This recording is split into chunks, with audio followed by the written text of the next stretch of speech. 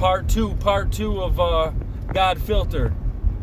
We all should be Father filtered, God filtered. And let me just say something that I didn't get to put on that last. So this part 2, being Father filtered and having the Lord, everything filtered, filtering having the Lord's filter on your head, on your mind. That means the word, the prayer, the accountability, praying for everything that comes through your mind, ears and eyes and mouth, everything being Father filtered, knowing that filtering, is it of the word? Is it edifying God? Is it going to exalt me? Is it going to exalt me to the next level, where I'm supposed to be? Is it going to be edifying the Lord, edifying people? If I have everything as God Father filtered, then everything's going to be Father filtered from my head to my heart, and then my actions are going to show Father filtered actions, which is love, kindness, slow to anger. But if I am filled with the world, filled with the enemy, letting the enemy attack my mind, because that's what he's here, dude. He's got to attack your mind. If he can get control and attack your mind, then it'll get to your heart, and then you will have. If he can throw seeds of insecurity, fear, frustration, doubt, all that stuff, if he can get that into your mind, then it will get into your heart, and then it'll come out in your life. It'll come out into your life. And when I say come out into your life, that means you will start to be irritable, discontent, angry, all of these things. You will be quick to anger. And it'll pour out into your life. And then that will cause more strife, more frustration. And the end result is he's trying to kill, steal, and destroy us.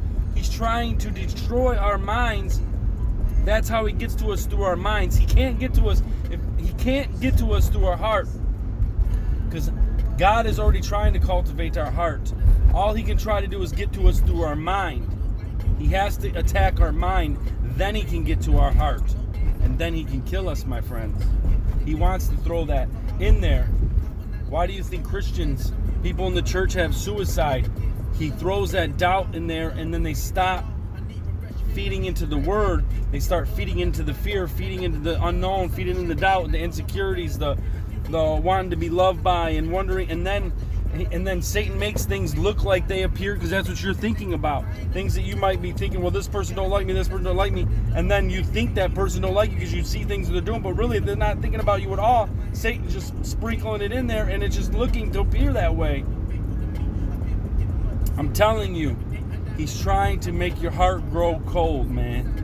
And if he can make your heart grow cold, there's no life left, man. There's no life left. Enemy is trying to get to your mind so that he can make your heart go cold and destroy you at the end of the day. So, part 2, man, all I'm saying is I want everything to be Father filtered. I want my music, my programs. I want whatever I got. I want it to be edifying. And not to say that I'm perfect, but I'm that's what I'm striving for in 2020. I want the 2020 vision. I want the clear, all eyes on Christ vision. I want the people that I hang out with, the ministries that I'm involved in with, hanging out with Fifth Seed, Kingdom Music, God First.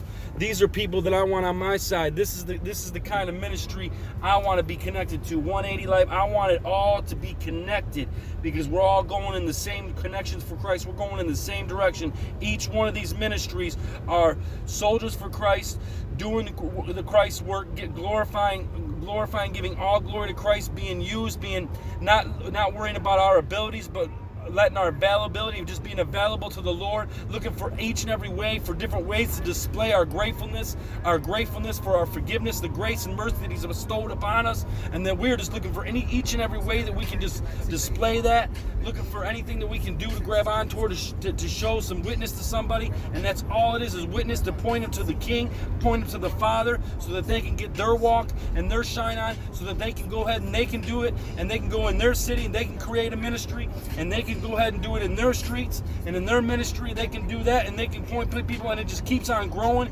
and striving. And we can also be there for each other, be there for each other and each other's ministry, to go to different cities, to be a part of what they're doing in different city, to help a brother out in his city because his city needs help. So I'm going to go help my brother out in Colorado. I'm going to go help Fifth Seed. I'm going to go out there and pray. I'm going to go out there and share my testimony. I'm going to go out there and do whatever I can. I'm going to pray for them. I'm going to continue to pray for them. Even when I'm not there, even though I haven't even been there yet, I'm still already praying for the city. And just be there for each other, man. Because we want all glorification to go to him, because it's all him. It's his ability. It's his spirit. It's him. He does everything. He does the fishing. He does the attraction, because it's his spirit that is attracting the people to him. We are just the mere hook that he uses to put his bait on, and he's the one that reels them on in, and he's the one that changes them. All we do is just be available to be used. And then whatever gifts he gives us, we just hand them out to him and say, use them as much as you can, dear Lord, and let him just go with it. You know what I'm saying? As a side note, man, Holy Spirit been working all day, Holy Spirit driven. Because it's for the King I'm living.